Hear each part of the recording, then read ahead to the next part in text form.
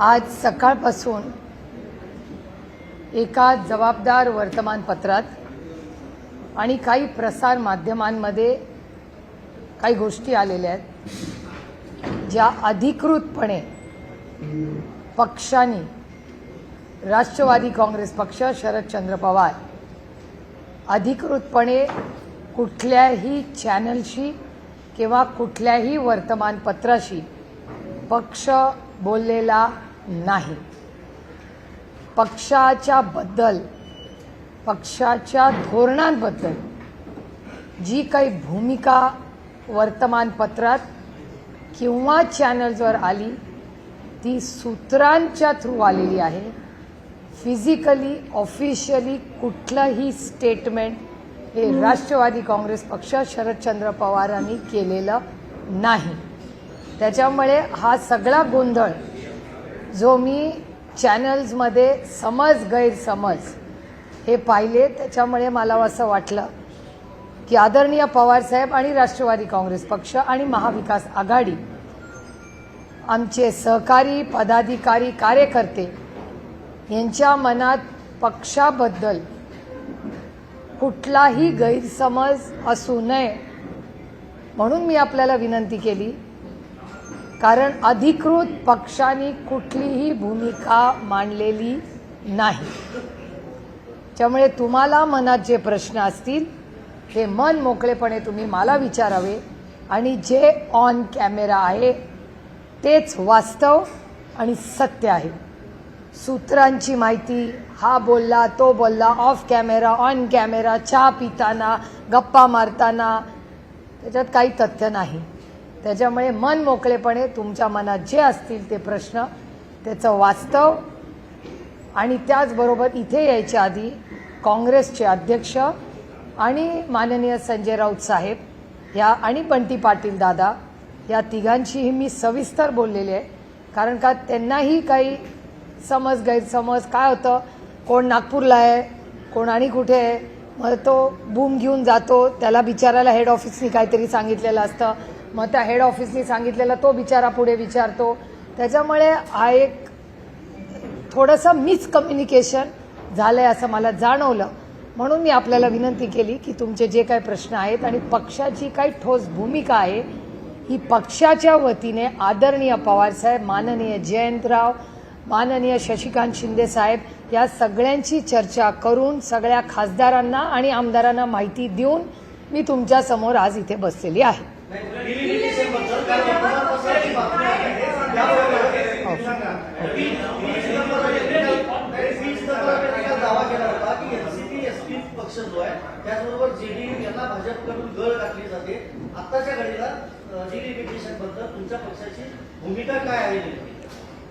एकतर बिल आलेलं नाही आमच्याकडे नवीन, त्याच्यामुळे नवीन बिल आल्याशिवाय बिलबद्दल मी कशी बोलणार। त्याच्यामुळे बिल काय येईल हे बिल आल्यावर 24 तासात त्याचा अभ्यास करून आमचा काय स्टँड आहे हे मी सांगू शकते। पण थोडंसं तुम्हाला इतिहासात नेते। इतिहास या बिलाचा असा आहे की जेव्हा एकतर महिला आरक्षणाचं बिल हे एकमताने भारताच्या संसदेत पास झालेलं आहे, हे वास्तव आहे या देशात। त्यामुळे महिला आरक्षणाचं बिल यूनैनिमसली पास हो चुका है इस देश, हम सब ने पास किया है, एक मत से पास किया है, ही एक भूमिका झाली। त्याच्यामुळे हे वास्तव आहे। त्याच्यानंतर माननीय किरण रिजिजू यांनी अरविंद सावंतजी शिवसेना, असद ओवेसी भाई, असद भाईंना, मला आणि अरविंद सावंतांना आम्हाला तिघांना त्यांनी बोलवलं दिल्लीत। त्या मीटिंगमध्ये या देशाचे गृहमंत्री माननीय अमित भाई शाही होते। त्यांनी आम्हाला सगळ्यांना असं ब्रीफिंग किरण रिजिजूंनी केलं दिल्लीमध्ये की आमचं सपाशी, काँग्रेसशी, DMKशी सगळ्यांचं वेगळं वेगळं बोलणं झालं आहे। आम्ही तुम्हाला तिघांना एकत्र बोलवलेलं आहे आणि आमची भावना आणि भूमिका अशी आहे की एक प्रस्ताव आमच्या मनात आहे की अनेक डिलिमिटेशनबद्दल वेगळी वेगळी मतं आहेत आणि साऊथच्या दक्षिणेतल्या राज्यांना असं वाटतंय की जर पॉप्युलेशन लोकसंख्येच्या वर जर आधारित डिलिमिटेशन झालं तर साऊथवर म्हणजे दक्षिण राज्यांवर अन्याय होईल. त्याच्यामुळे डिलिमिटेशनला सगळ्यांचा विरोध आहे. सगळ्यांना समान न्याय मिळावा हे पूर्णपणे रास्त आहे आणि आम्हाला सगळ्यांनाच मान्य. मग आता डिलिमिटेशनचा फॉर्म्युला काही बदलता येईल का? तर अमित भाई शाह आणि किरण रिजिजूंनी असा एक प्रस्ताव आमच्यासमोर ठेवला की आपण सरसकट काश्मीर टू कन्याकुमारी प्रत्येक राज्यामध्ये 50% सीट वाढतील. याचं उदाहरण मी समजून सांगते तुम्हाला की समजा 48 सीट महाराष्ट्रात आहे. 48 तर 50% किती होतं? 24. म्हणजे 48 प्लस 24 म्हणजे 72. म्हणजे महाराष्ट्रातून 72 खासदार निवडून जातील. आणखीन एक उदाहरण तेथे समजून सांगायला सोपं करण्यासाठी सगळ्यांना की उत्तर प्रदेशमध्ये 80 खासदार निवडून जातात. त्याचा 50% म्हणजे 40. म्हणजे उत्तर प्रदेशातून 120 खासदार जातील. सोपं झालं? क्लिअर? No confusion? आता समजा आपण महाराष्ट्र केंद्रबिंदू ठेवूया कारण का आपण महाराष्ट्रात बसलोय, मुंबईत बसलोय. 72 खासदारांमध्ये पहिलं SC ST ला आरक्षण द्यायचं. त्याच्यात 3 सीट जातात हिशोबाप्रमाणे. 3 सीट गेल्या 72 मधल्या, एकूण 70 राहिल्या. एकूण 70 मधल्या 33% आरक्षण जाणार, त्या महिला जाणार. राहिल्या 48 ज्या ओपनला राहतील. Any confusion, any questions? मगच पुढच्या टप्प्यात जाते. तर हा 50% सरसकट देशात वाढ आली तर कुणाचा विरोध आहे का? तेव्हा मी स्वतः, शिवसेना स्वतः, असं दोघेची आम्ही सगळ्यांनी सांगितलं हा लोकसंख्येपेक्षा हा जास्त योग्य आम्हाला वाटतं. आम्ही इंडिया अलायन्समध्ये चर्चा करतो आणि मग तुम्हाला सांगतो. मी स्वतः त्या इंडिया अलायन्सच्या मीटिंगमध्ये गेले. हा प्रस्ताव अमित भाई शाहनी आम्हाला बोलला. आमचं ऑब्जेक्शन होतं की आम्हाला सगळ्यांना एकत्र बोलवा. तुम्ही सपाला, तृणमूलला, काँग्रेसला असं वेगळं वेगळं बोलू नका. जे करायचं आहे, जर चांगला प्रस्ताव असेल, मनात काही दुसरं नसेल तर मग आम्हाला इंडिया अलायन्सला एकत्र का नाही बोलत? म्हणून खडगे साहेबांच्या नेतृत्वाखाली आम्ही एक पत्र लिहिलं सरकारला की बाबा जो काही प्रस्ताव आहे हा आम्हाला बरा वाटतोय, करायचा असेल कारण का डिलिमिटेशनचं बिल ह्या वर्षी ड्यू आहे. त्याला काही टाईमलाईन नाही पण साधारण अनेक वर्षानंतर एक टाईमलाईन नंतर डिलिमिटेशन होतं. तर ते 2026 मध्ये करायचं असेल तर एक चर्चेनी गुणागोविंदाने ते व्हावं. कुठल्याही राज्यावर अन्याय होऊ नये म्हणून हा प्रस्ताव आला.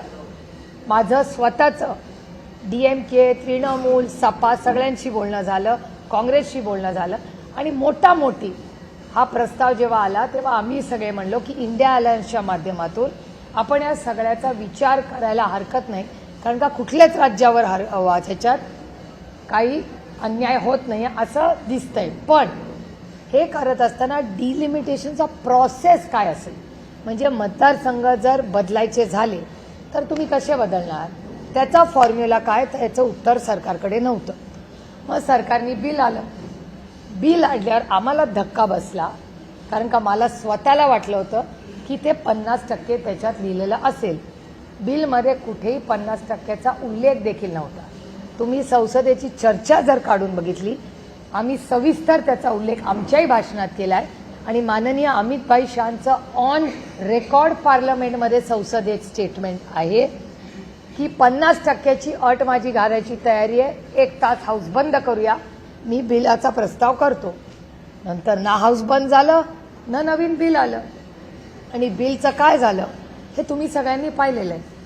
त्याच्यामुळे 50%. आता मला कोणीतरी परवा व्हॉट्सॲपवर विचारलं तुमचा डिलिमिटेशनला सपोर्ट आहे का, तर मी म्हणलं जेव्हा मागच्या वेळीच माझं बोलणं आणि मी कुणाशीही बोललेले नाही, मला कुठल्याही प्रसार माध्यमातून मीडिया हाऊसनी विचारलेलं नाही, मी कुणाशी वर्बली बोललेले नाही.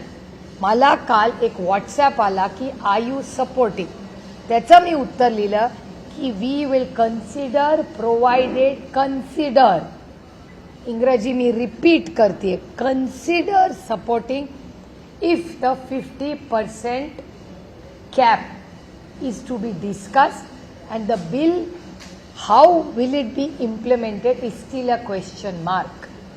एवढं सविस्तर मी व्हॉट्सॲपवर एक प्रायव्हेट कॉन्व्हर्सेशनमध्ये हे सांगितलेलं. आता प्रायव्हेट कॉन्व्हर्सेशन्सच्या जर बातम्या होत असतील तर मग आता आजपासून तुमच्याशी प्रायव्हेट व्हॉट्सॲपवर का बोलायचं का नाही हा पण प्रश्न झाला. कारण का एक तुम्ही मला प्रश्न विचारला तो मैत्रीत मी त्याचं तुम्हाला उत्तर दिलं. ती बातमी होणार असेल तर आजपासून मी तुम्हाला जेव्हा बोलीन on record off record WhatsApp मी असं समजीन की तो कॅमेरा चालू आहे. कारण का ती व्हॉट्सॲप ठीक आहे आमचा खूप गांभीर्याने काम करणारा पक्ष आहे त्याच्यामुळे व्हॉट्सॲपवर आम्ही धोरणं नाही ठरवत. बिल तर हातात आलं पाहिजे. मी सपोर्ट करायला माझ्या हातात बिल तर असलं पाहिजे. बिलच आलेलं नाही सपोर्टचा विषयच येत नाही. पण जुन्या बिलमध्ये काय होतं याची चर्चा जरूर झाली आहे. मी आजही जेव्हा राऊत साहेबांशी बोलले तेव्हा राऊत साहेबांनी मला हे सांगितलं की हो सुप्रिया तू म्हणलीच आहे बरोबर आहे. मी उद्धवजींशी बोललो. आम्ही अरविंद सावंतांनाही बोलून घेतलं.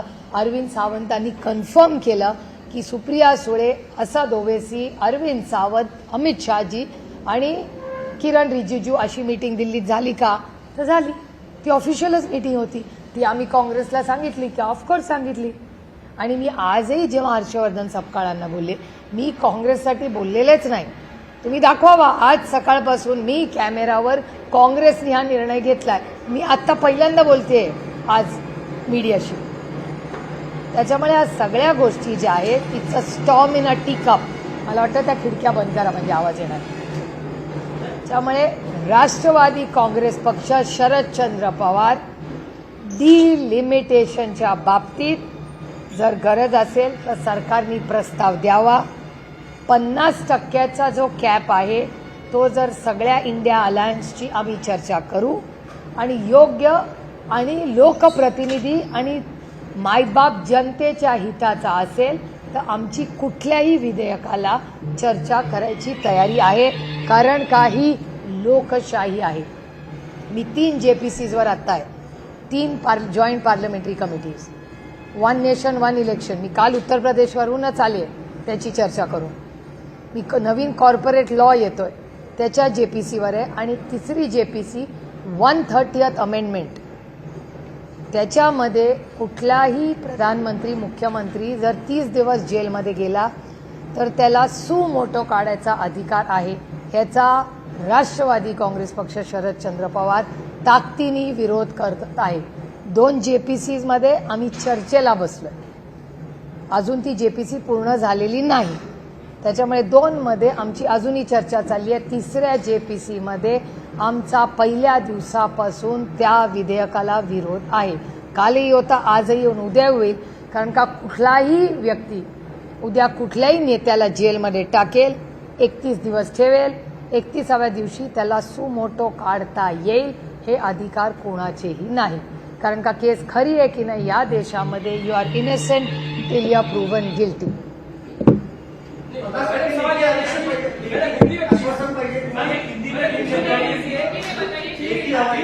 मला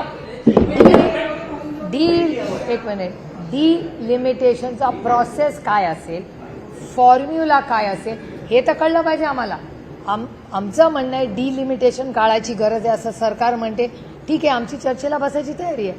पण तुम्ही एकतर साऊथच्या राज्यांवर अन्याय होणार नाही ह्याची खबरदारी घेतलीच पाहिजे. कुठल्याच राज्यावर अन्याय होऊ नये. आणि म्हणून मी DMKचा आवर्जून उल्लेख केला. कारण का DMK पक्षाची माझं सविस्तर बोलणं झालेलं आहे. आणि 50% सीट जर वाढणार असतील तर DMK याचा विचार करायला मी हो म्हणलेले नाही. विचार करायला आपण सगळे इंडिया अलायन्समध्ये बसूया ही DMKची लाईन मी स्वतः ऐकलेली आहे. त्याच्यामुळे त्यांच्या ह्या सगळ्यांबरोबर चर्चा करूनच इंडिया अलायन्स एक मताने निर्णय घेईल. असं झालं त्याच्या आधी ना 50%चं आलं ना फॉर्म्युला आला आणि विधेयक पडलं. आणि त्याच्यामुळे नवीन विधेयक आमच्याकडे आलेलं नसल्यामुळे आम्ही विधेयकावर कसं बोलणार.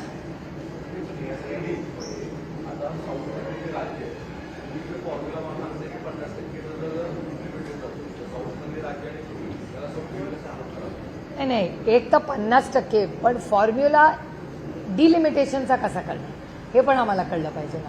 आता तुम्हाला आठवत असेल तर आसाममध्ये तुम्ही जर बघितलं तर आसाममध्ये गौरव गोगोईंचा मतदारसंघाची चीरफाड करून टाकली. हा डेटा आहे ना. त्याचबरोबर पुण्यामध्ये कॉर्पोरेशनचे जे वॉर्ड्स आहेत त्याच्यामध्ये दत्ता धनकवडेंचा वॉर्ड हा पूर्णपणे तोडून फोडून टाकला होता. आणि हे तुमच्याच चॅनलवर दत्ता धनकवडेंनी ही कंप्लेंट दिवंगत नेते अजितदादा पवारांना सांगितली होती. हे तुमच्या चॅनलवर दाखवलेली गोष्ट. तर पुणा म्युन्सिपल कॉर्पोरेशनमध्ये तोडलेले फोडलेले वॉर्ड, आसामच्या इलेक्शनमध्ये तोडलेले फोडलेले मतदारसंघ, त्याच्यामुळे काळजी वाटणं साहजिक आहे ना. डिलिमिटेशन व्हावं नाही व्हावं, 50% वाढवावं, काय फॉर्म्युलाची चर्चा तर झाली पाहिजे नाही का. सशक्त लोकशाहीमध्ये चर्चा तर झाली पाहिजे. आणि प्रस्तावच आला नाही, त्याच्यामुळे प्रस्ताव नाहीच आला म्हटल्यावर आम्ही बोलणार कसं त्याच्यावर.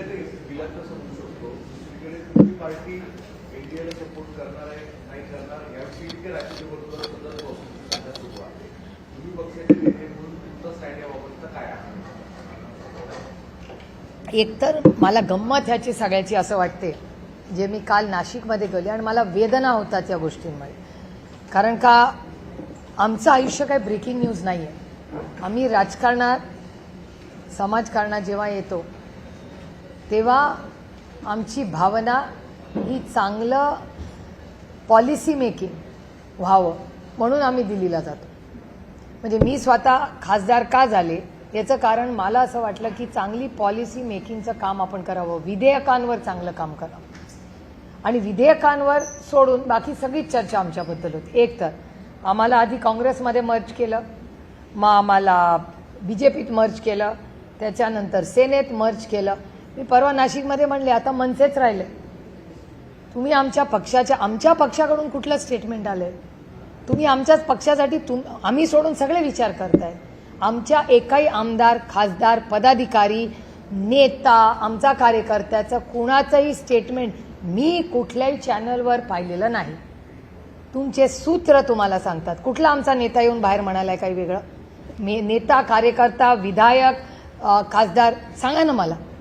त्यामुळे आमच्याकडे ईडी सीबीआय नसल्यामुळे आमच्या पक्षाची बदनामी असंच करणार. कारण का आमचे ना कॉन्ट्रॅक्ट्स, ना आमचे ईडी, ना सीबीआय, ना आईस.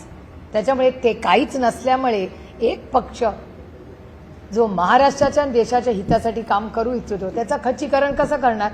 तासली बदनामी करून. कारण का दुसरी आमची बदनामी करायला काही आईस नाहीच आहे ना आमच्याकडे. विषयच येत नाही ना. जर मी कानपूरला जाणारच नाही आहे तर किती अंतर आहे बघूच कशाला? मग ट्रेननी जायचं, प्लेननी जायचं कशाला? जिस रास्ते जाना ही नहीं उसकी चर्चा ही क्यों करो? आम्ही इंडिया अलायन्समध्ये काम करतोय आणि आमच्या या सगळ्याबद्दल मग काँग्रेस असू दे किंवा ना काँग्रेसने आम्हाला प्रस्ताव दिला ना आम्ही काँग्रेसला प्रस्ताव दिलाय, ना भारतीय जनता पक्षाने आम्हाला प्रस्ताव दिला ना आम्ही दिलाय. त्याच्यामुळे ना एनडीएचा प्रस्ताव आहे ना काँग्रेसचा प्रस्ताव आहे. आम्ही आहोत तिथे आम्ही सुखी आहोत.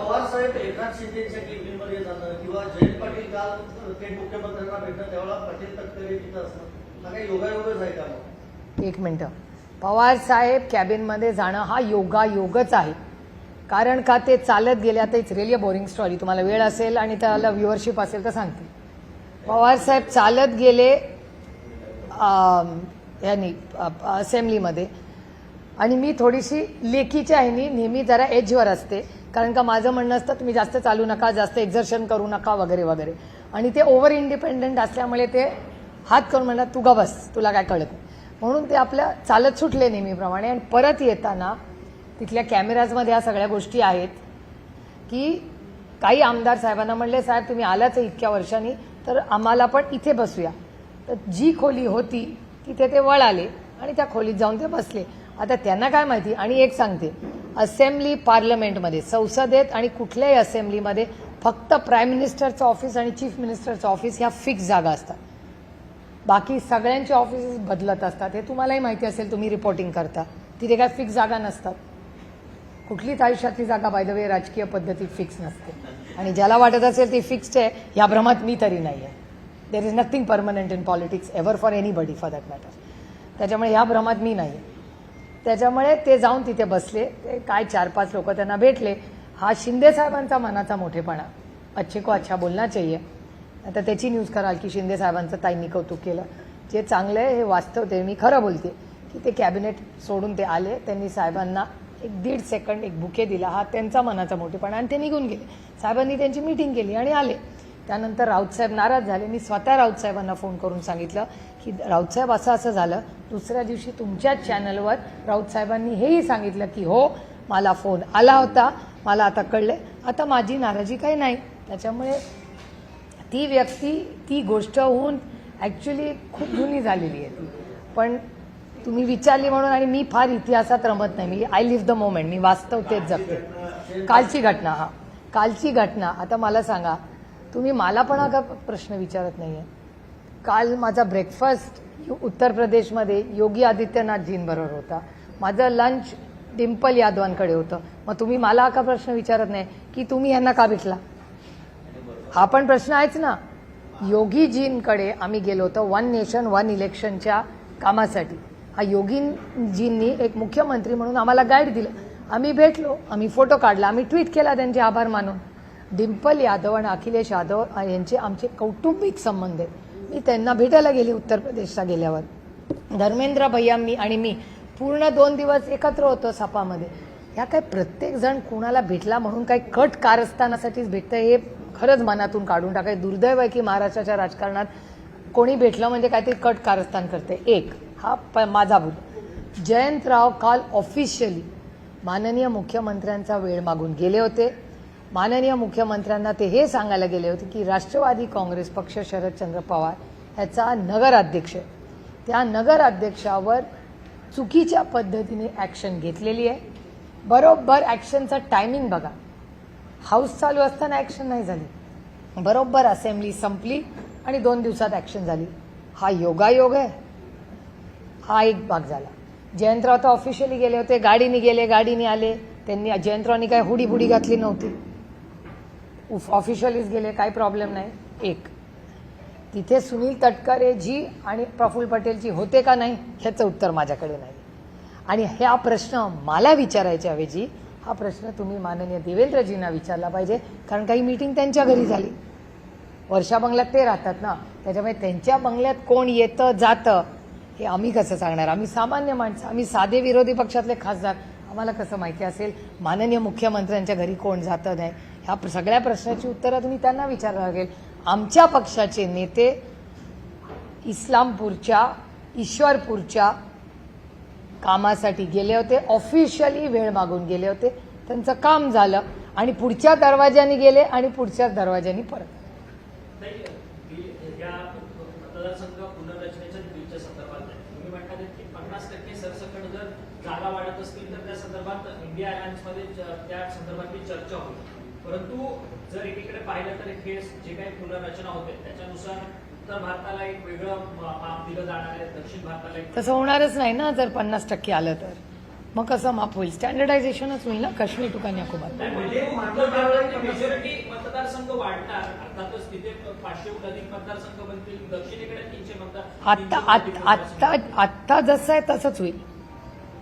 आत्ता जो बॅलन्स आहे तोच 50% वाढला तर आहे. आत्ता जेवढे तेवढीच टक्केवारी राहणार ना, टक्केवारी थोडी बदलते. परंतु एकीकडे उत्तर भारतात जो डॉमिनेट करणारा पक्ष असेल तोच संपूर्ण देशभर राज्य करत. Not necessary. सगळं साऊथ हारले तर कसं करतील? किती सीट आले तरी 800 सीट होतील ना, मग गेम विल चेंज.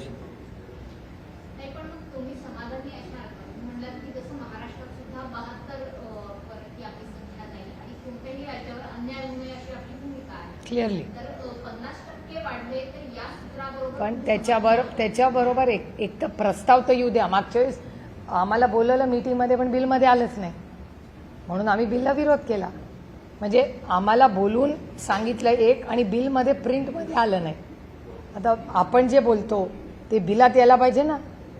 काँग्रेसचा या संपूर्ण 50%ला जर विरोध असेल चर्चा तर मग तुम्ही काँग्रेस सोबत राहणार की नाही? आम्हाला बिल आल्याशिवाय मी बोलणार नाही. बिल आल्याशिवाय मी कसं बोलणार?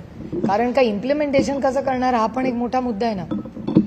कारण का जर सीट असतील तर त्या सीटमध्ये फॉर्म्युला काय असेल त्याचं क्लॅरिफिकेशन केंद्र सरकारला आम्हाला द्यायला लागेल.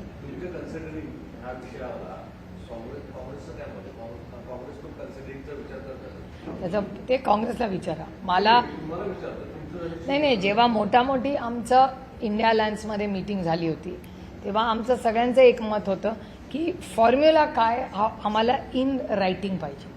इन रायटिंग असल्याशिवाय कसं आम्ही मतदान करणार. आणि हे पार्लमेंट आहे काय माझ्या घरचा कार्यक्रम नाही आहे की आता तुम्हाला एक वाटलं मला एक वाटलं ठरवलं असं नसतं. It's a very serious bill.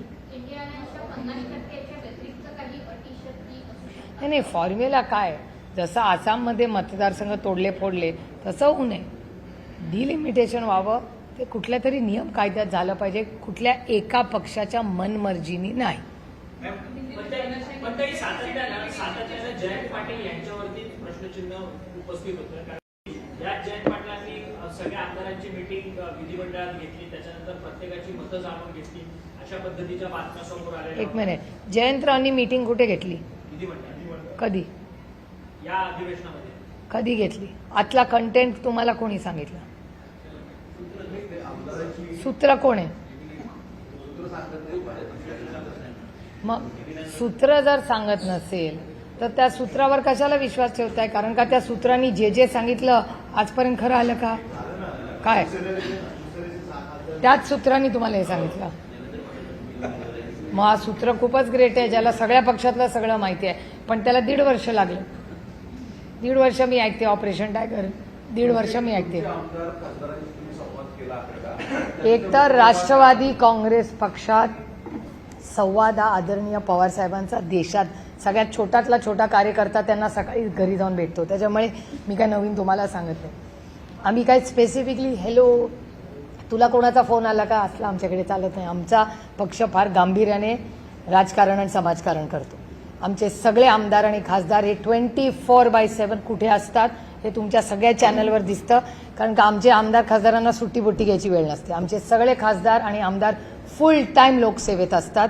पक्ष एका डायरेक्शननी काम करतो. सगळे 24/7 आदरणीय पवार साहेबांच्या कॉन्टॅक्टमध्ये असतात.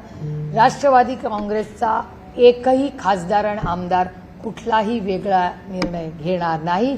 जो काही निर्णय घेतील ते सगळे एकत्र एका मताने आदरणीय पवार साहेब केंद्रबिंदू ठेवूनच निर्णय घेतील.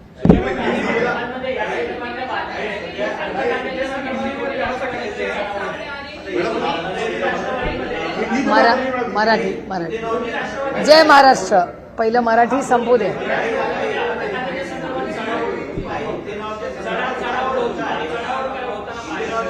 एक मिनिट काहीतरी हा महत्वाचा मुद्दा आहे. कारण का महाराष्ट्राची आर्थिक परिस्थिती अतिशय अडचणीत आणि गंभीर आहे.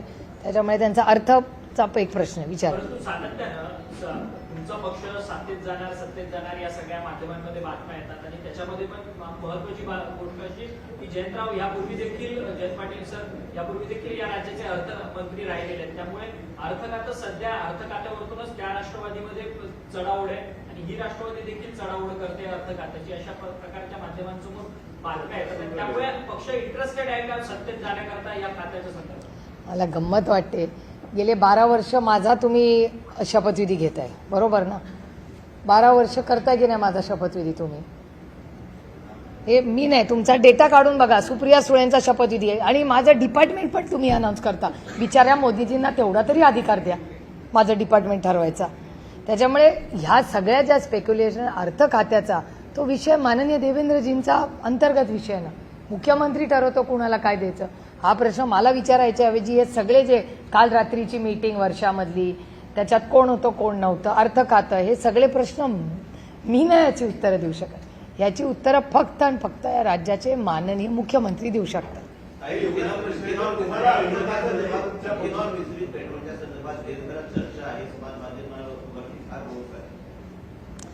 आता 19 तारखेला इंडिया अलायन्सची मीटिंग आहे दिल्लीत. अर्थातच आम्ही त्याला जाणार आहे. आणि 20 तारखेला आमच्या वतीने इंडिया अलायन्सच्या मीटिंगला आणि ऑल पार्टी मीटिंग जी किरण रिजिजूंनी बोलवली आहे पार्लमेंटरी अफेअर्स मिनिस्टर म्हणून, त्याला आम्ही 2 गोष्टीची म्हणजे 2-3 महत्त्वाच्या मुद्द्याची आम्ही मागणी करणार आहोत पक्षाच्या वतीने. म्हणजे इंडिया अलायन्सच्या मीटिंगमध्ये पण मागणी करणार आहोत आणि पार्लमेंटरी अफेअर्स मिनिस्ट्रीमध्ये पण मागणार. एक मध्ये हा जो पाण्याचा प्रश्न आणि शेतकऱ्यांचं मोठं आव्हान राज्यात आणि देशात ह्याच्यावर एक सविस्तर चर्चा देश पातळीवर झाली पाहिजे. एक त्याच्यानंतर दुसरं म्हणजे पिण्याचं पाणी, शेतीचं पाणी, एक जेनरिक चर्चा आणि सरकारचा काय प्लॅन आहे ह्याच्यासाठी, हा पहिला मुद्दा. दुसरा मुद्दा, आज जगामध्ये जी परिस्थिती झाली, आपण अनेक भारतीय पुणेकर गमावलेत ह्या युद्धात. तर ह्याच्यासाठी इकॉनॉमिक केंद्रबिंदू ठेवून काय विचार करते भारत सरकार. त्याच्यानंतर राम मंदिरात आमच्या श्रद्धेचं स्थान, अयोध्या ते उज्जैन याच्यावर आमची श्रद्धा आहे. आमच्या श्रद्धेच्या स्थानावर हल्ला झाला आहे. त्यामुळे अयोध्या टू उज्जैन मध्ये दोन्हीकडे जर भ्रष्टाचार झाला असेल, हे तुमच्या चॅनलने दाखवलेलं आहे की भ्रष्टाचार झालेला आहे.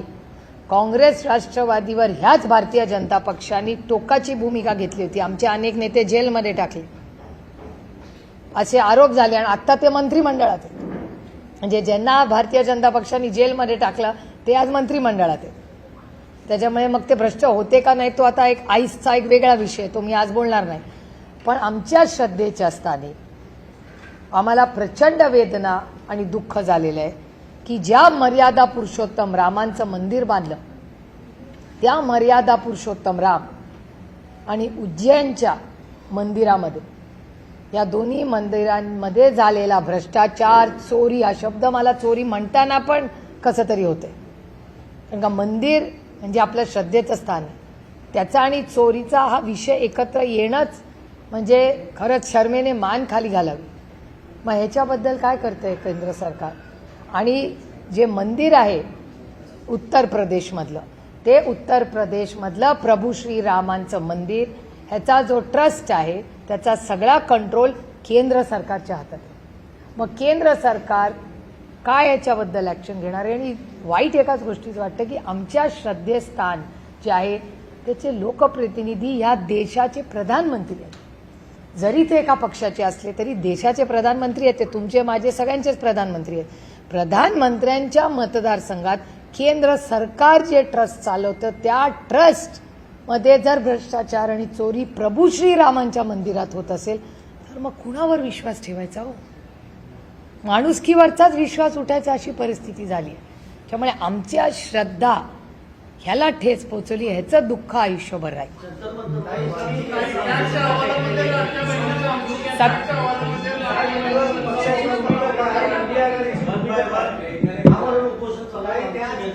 मी आमच्या पक्षाच्या वतीने आम्ही आमचे जे स्पोक्सपर्सन आहेत, दिल्लीचे अध्यक्ष आहेत, ते ऑलरेडी तिथे जाऊन आले आहे.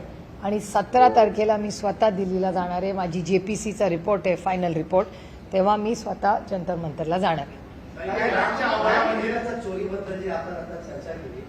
चर्चा नाही, मला जे उत्तर प्रदेशमधल्या वर्तमानपत्र आणि तुमच्या चॅनल्सनी जे व्हिडिओ दाखवले त्याच्यावरनं मी बोलतो.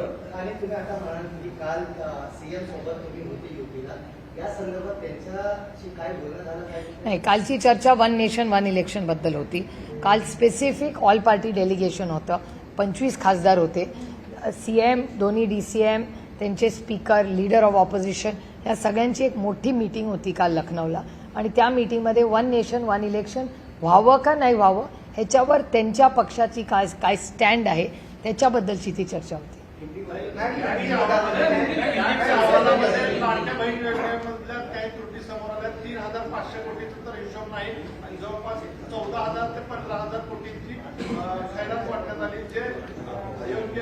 लाडकी बहीण योजनेची चौकशी झाली पाहिजे. त्याला वेळ पडली तर SIT बसवा, पण एक न्यूट्रल चौकशी झाली पाहिजे. हे दुर्दैव आहे, बहीण भावाच्या नात्यापेक्षा कुठलंच नातं पवित्र नसतं. प्रभू श्रीरामांना फसवलं, त्यांचं नाव खराब केलं या लोकांनी. आता बहिणीच्या नात्यामध्ये पण आता हे सगळं दिसतंय.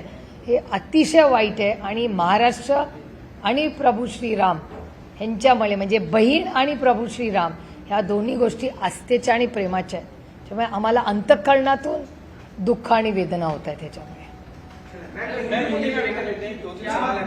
50% अगर ये बढ़ाने की बात होगी तो क्या एनसीपी एसपी समर्थन करेगी, क्या एनडीए के साथ आप जुड़ेंगे, ऐसे बहुत से सवाल हैं जिसका जवाब आप दीजिए. अभी कोई भी बिल का प्रस्ताव हमारे यहाँ नहीं आया. कोई भी चर्चा डिलिमिटेशन के बारे में न हमने किसी से की है न किसी ने हमसे की. तो जब बिल आएगा तब हमारा स्टैंड होगा. लेकिन जो भी बिल आएगा हमें विस्तार से इंडिया अलायंस में चर्चा करेंगे। हमारी जो चर्चा हुई थी उसके बारे में मैंने कई लोगों से उसमें चर्चा की थी। तब डीएमके हो, हम हो, सपा हो, 50% के बारे में हम सोचेंगे, ऐसा हमने कहा था अभी जो सत्ता में है उनको, लेकिन वो बिल में नहीं आया, इसलिए वो बिल तो गिर गया। 50% की अगर बात अपनी शर्त मानी जाती है तो क्या एक सकारात्मक मेरी शर्त नहीं है वो, मतलब सभी पार्टियों की जो आप लोग की डिमांड हमारी डिमांड ही नहीं है। जो चल रहा है वो ठीक चल रहा है। हमारी का हम तो कह रहे, प्रस्ताव हमारा नहीं है, हमने मांग नहीं की कोई, इंडिया अलायंस ने कोई मांग नहीं की। हम सिर्फ कह रहे कि 33% रिजर्वेशन जो महिलाओं के लिए लाया है उसको इम्प्लीमेंट कीजिए, ये हमारी मांग है। लिमिटेड मांग है, डीलिमिटेशन की कोई भी मांग इंडिया अलायंस ना एनसीपी एसपी ने की है, हमारी कोई मांग नहीं है। हमारी सिर्फ इतनी मांग सीमित है कि आपने महिलाओं को आरक्षण देने का वायदा किया था, वो वायदा पूरा कीजिए, सिंपल। विस्तार से जानना चाहते हैं बातचीत हुई थी, उसमें क्या हुआ था आगे? वो डेट भी बताइए, थोड़ा कंफ्यूज हो रहा है, ऐसा लग रहा है कि आप अभी ऐसा प्रपोज करेंगे 50%। नहीं, अभी नहीं, पिछले अभी तो बिल ही नहीं आया, पार्लियामेंट का सेशन ही चल नहीं रहा है। जब पिछला सेशन जब हुआ था पार्लियामेंट का, वो जो बजट सेशन था, बजट सेशन में असद भाई, सुप्रिया सुले और अरविंद सावंत जी को किरण रिजिजू ने बुलाया था। हर पार्टी को अलग अलग से बुला रहे थे और उसमें इस देश के गृह मंत्री जी माननीय अमित भाई शाह, वो किरण रिजिजू और हम साथ में मिले थे।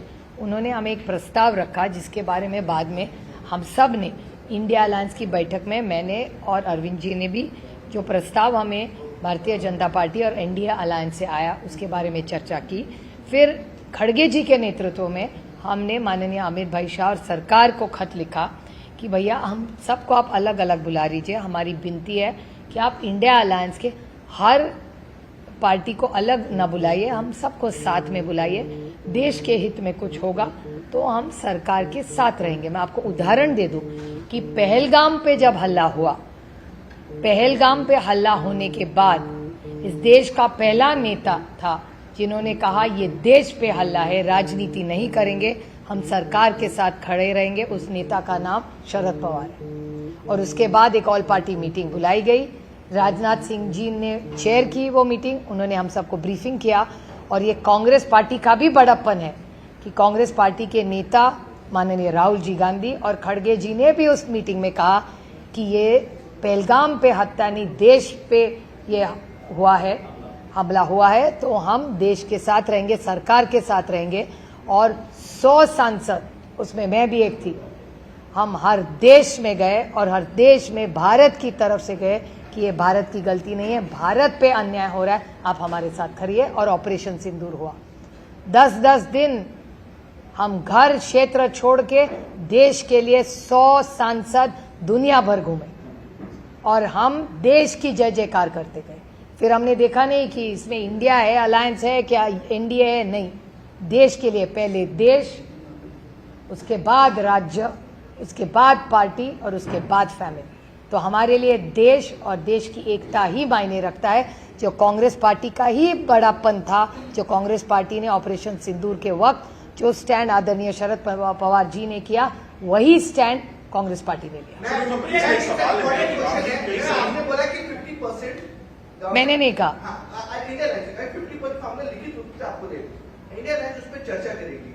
मेरा सवाल है कि इंडिया अलायंस में बहुत सारी पार्टियां हैं, आपकी इंडिविजुअल पार्टी अगर उस जो लिखित रूप से मिलेगा उससे सेटिस्फाइड है, तो क्या आप इंडिया अलायंस के खिलाफ इस इंडिया अलायंस के खिलाफ जाने का सवाल ही नहीं आता, क्योंकि इंडिया अलायंस का हर घटक उस दिन हाँ ही कह रहा था। We were all in discussions, we were not satisfied with the formula or implementation. So in any, this is not a conversation over coffee at Cafe Coffee Day. This is Parliament. Unless it's documented and explain on paper. Nothing is official till it's on paper. So unless ये हवा की बातें कोई मायने नहीं रखता parliament में. लेकिन सबसे बड़ा सवाल खड़ा होगा, इंडिया अलायंस में डिसीजन कौन लेगा? शरद पवार साहब लेंगे, आप लोगे, कांग्रेस लेगी, राहुल गांधी लेंगे, डिसीजन कौन लेगा कि हम इस बिल के खिलाफ नहीं है या फिर इस बिल के खिलाफ एक सशक्त लोकतंत्र में हर एक का मत लिया जाता है, फिर यूनानिमसली निर्णय लेता है. जब हल्ला हुआ पहलगाम का, तब साथ में खड़े रहे ना. ऑपरेशन सिंदूर का इम्प्लीमेंटेशन हुआ ना, तब इंडिया अलायंस खड़ी रही ना. जब हल्ला देश पे हुआ, आप भूल रहे कि operation Sindur is an outcome of an attack on India, तब खड़ी रही ना इंडिया अलायंस साथ में. इंडिया अलायंस का कौन लेगा? सब मिलके लेंगे जैसे आज तक लेते. अगर आप पक्ष में है और कांग्रेस पक्ष में नहीं है, फिर कंफ्यूजन तो क्रिएट होगा ना. कौन लेगा कौन? अभी अगर बारिश आई तो छाता लूं कि मैं रेनकोट लूं. These are very vague discussions. These are very serious bills. Party के भीतर क्या आपकी राय? पार्टी के भीतर नेताओं की आपकी? ये तो अधिकार ही नहीं है मुझे. मैं इंडिया अलायंस का घटक हूँ. तब जो होगा तो साथ में सोचेंगे. बड़ा काम, ये बिल बहुत इंपॉर्टेंट है इस देश के लिए. इतने हल्के में हम लोग चर्चा नहीं करते. हम साथ में बैठेंगे जो देश के हित में होगा. अब मैं और एक उदाहरण दूं. जीएसटी का बिल हमने पास किया ना. आप चिदम्बरम जी के बारे में कह रहे थे. चिदम्बरम जी ने कितने सुझाव दिए थे उस बिल में? आप उनका भाषण निकालिए. बहुत सारे सुझाव दिए थे और हम सब ने मिलकर जीएसटी का यूनानिमसली बिल पास किया था, क्योंकि वो बिल हमारा ही था. मनमोहन सिंह जी का बिल था जीएसटी का, जो मोदी साहब ने pass KIA.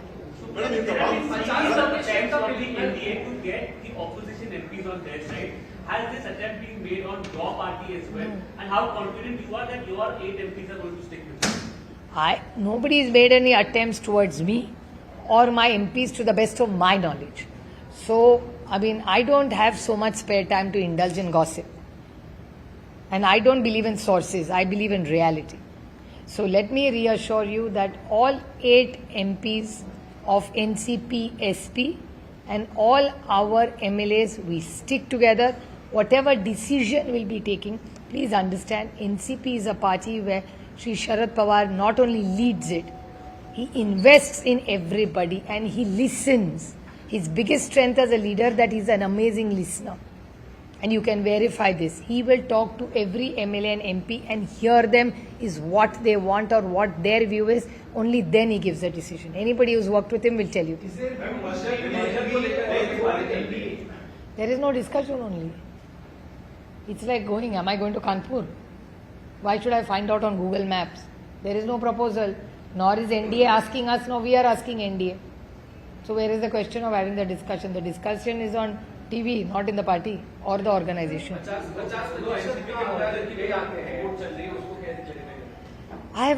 First of all, I don't owe anybody an explanation. I only an explanation to the NCP SP cadre.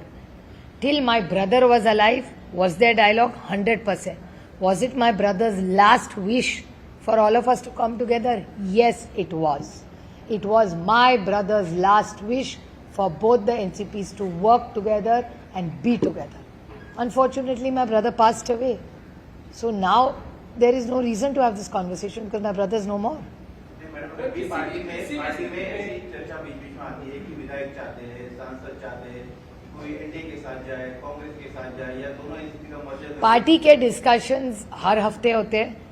मुझे किसी पार्टी के ना किसी नेता ने, ना किसी विधायक ने, ना किसी कार्यकर्ता ने, ना मुझे बोला है, ना किसी मैंने सुना है. मैं तो सिर्फ टीवी पर सुनती हूँ और सूत्र से सुनती हूँ. पार्टी में ऐसी कोई चर्चा, हमारी हर हफ्ते पार्टी होती है, उसका पार्टी की मीटिंग का हर फोटो भी ट्वीट होता है. तो आपको पता है हम लोग कितने बार मिलते हैं. उसको लेके भी चर्चाएं सामने आ रही है. साथ ही साथ वहाँ पे सुनील तटकरे थे, ऐसे भी सुनने में आ रहा है. आपका क्या कहना है? देखिए, जयंत पाटिल जी हमारे पार्टी के बहुत वरिष्ठ नेता है.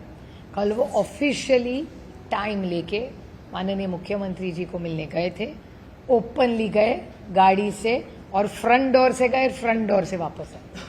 एक बाकी माननीय मुख्यमंत्री जी के घर के ऑफिस में और कौन था, इसका जवाब मैं कैसे दे सकती हूँ? इसका जवाब सिर्फ माननीय मुख्यमंत्री जी सकते. उनका घर है, वो जिसको बुलाए ना बुलाए हमको कैसे पता होगा?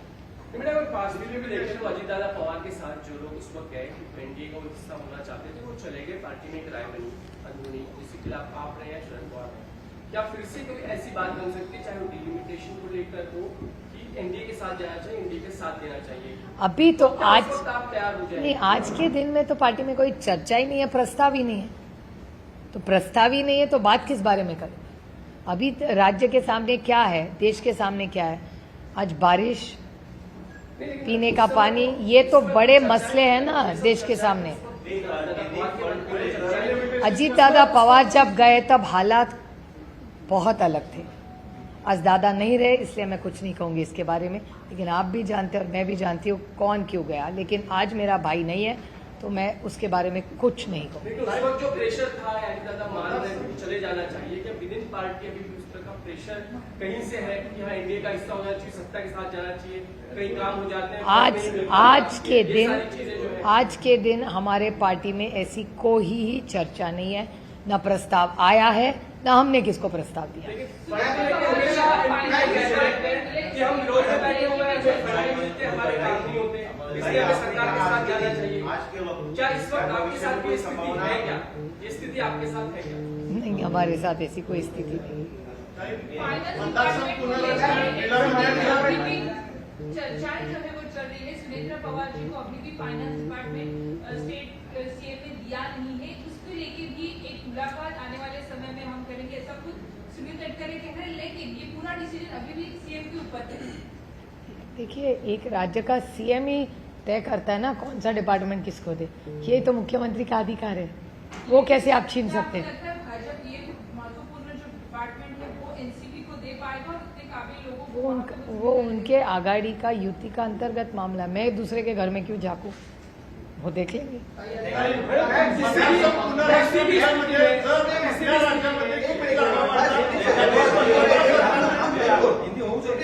डिलिमिटेशन को लेकर सवाल है, आप उनका विरोध भी नहीं कर रही है, आपका कहना है कि अगर कुछ कंडीशंस हैं तो आप लोग सपोर्ट करेंगे, इज इट करेक्ट?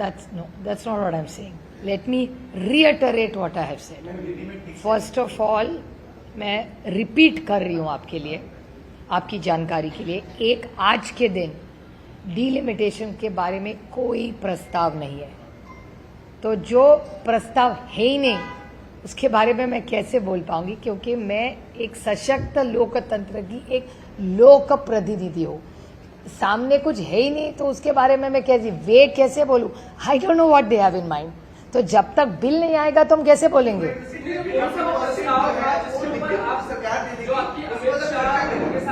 मैं आपको एक उदाहरण दूं, हम लोग हमारा काम बहुत सीरियसली लेते हैं, हम लोग हल्के में नहीं लेते। मैं आपको एक उदाहरण दूं, हम इंडिया अलायंस में हैं, 130th अमेंडमेंट का बिल आया, उसकी जेपीसी हुई। हमको किसी ने इंडिया अलायंस में नहीं कहा कि आप जेपीसी में मत जाइए। मैंने आदरणीय पवार साहब को, जब मुझे खत आया किरण रिजिजू का और उन्होंने कहा कि आपके यहाँ से जेपीसी में कौन जाए, मैंने पवार साहब से पूछा तो पवार साहब ने कहा कि ऐसा करो, ये बिल है, तुम चली जाओ उसमें जेपीसी में। मैं चली गई। मुझे कांग्रेस से फ़ोन आया दूसरे दिन कि तुम लोग ने कैसे जेपीसी में चले गए। तो बोले हमारा तो विरोध है। बोले हमारा भी विरोध है। तो कांग्रेस ने कहा लेकिन हमने बॉयकॉट किया है। बोले हमें तो बॉयकॉट नहीं किया है, लोकतंत्र में बॉयकॉट करने से क्या होगा, हम लोग ने जाके डिसेंट करना चाहिए वहाँ। तो उन्होंने कहा लेकिन हमने किया। मैंने कांग्रेस को कहा भैया आपने तो मुझे बोलते तो मैं मेरे वरिष्ठ नेता से पूछ लिया, आपने तो मुझे बोला भी नहीं कि आप बॉयकॉट कर रहे, तो मुझे पता नहीं ना, हमने तो नाम भेज दिया। फिर मैं पवार साहब के पास फिर से गई और बोली कि कांग्रेस ने ऐसा प्रस्ताव किया है कि हम बॉयकॉट करें, जेपीसी में ना जाए। तो पवार साहब ने मुझे कहा देखो मेरी राय ऐसी है कि पार्टी से आप सबसे बात कर लो, सब सांसदों से बात कर लो, लेकिन मेरी राय ऐसी है कि वो जॉइंट पार्लियामेंट्री कमेटी एक प्रोसेस का एक भाग है। बॉयकॉट करने से कुछ नहीं होगा क्योंकि it gives equal representation to a issue. अगर तुम उसमें चली जाओगी तो हमारा डिसेंट रिकॉर्ड पे आएगा। बॉयकॉट करोगी तो किसी को पता नहीं चलेगा कि तुमने बॉयकॉट किया।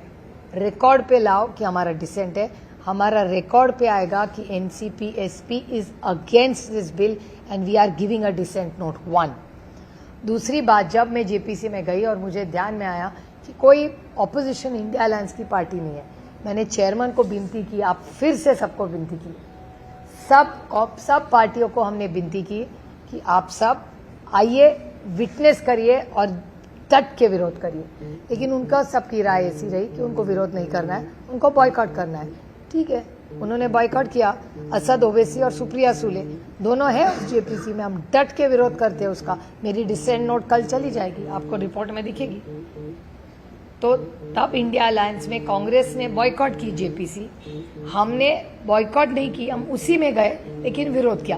विरोध कांग्रेस ने भी किया, विरोध एनसीपी एसपी ने भी किया, लेकिन हमारी स्टाइल अलग थी। हमने वहां जाके विरोध किया, उन्होंने बॉयकॉट करके विरोध किया। What is the difference? It's the same. विरोध के तरीके में फर्क था, इसलिए सवाल है कि अगर क्या ऐसी स्थिति अगर बनती है जो आप कह रहे हैं का फॉर्मूला हो तो एनसीपी एसपी तैयार हो जाएगी। लेकिन डीलिमिटेशन का फॉर्मूला क्या होगा वो भी मांग रहे हैं ना हम, वो कुछ प्रस्ताव आया ही नहीं है अभी तक। पिछली बार क्या बैठक आपने बता रही है, उस बैठक में जिसको सरकार ने एग्री कर दिया कि हमें ला सकते हैं। नहीं, सरकार को हम लोग पूछ रहे हैं कि आप डीलिमिटेशन कैसे करेंगे, फॉर्मूला क्या है, उसका जवाब जब तक नहीं आता तब तक बिल का हम लोग कैसे समर्थन कर सकते हैं। आपने अभी मराठा बिलचा ड्राफ्ट जोपर्यंत हातात येत नाही तोपर्यंत पक्ष निर्णय घेऊ शकत नाही। जब तक बिल मेरे हाथ में नहीं आ सकता तब तक मैं पार्टी में किससे चर्चा करूं? और हमारे पार्टी में जब बिल आता है तब पूरी सबसे चर्चा होने के बाद ही आदरणीय पवार साहब निर्णय लेते हैं।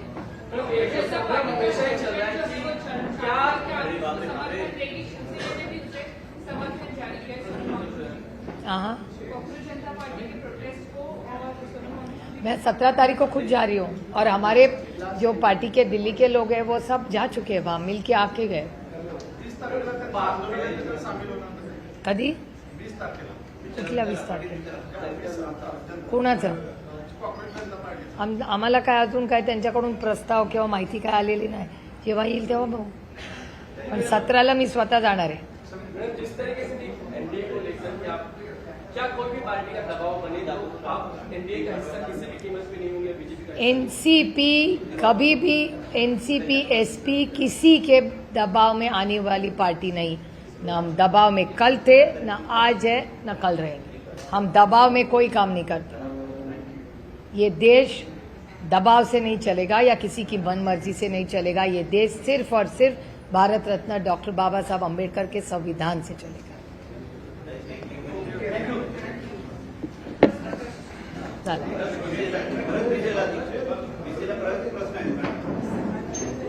I told you.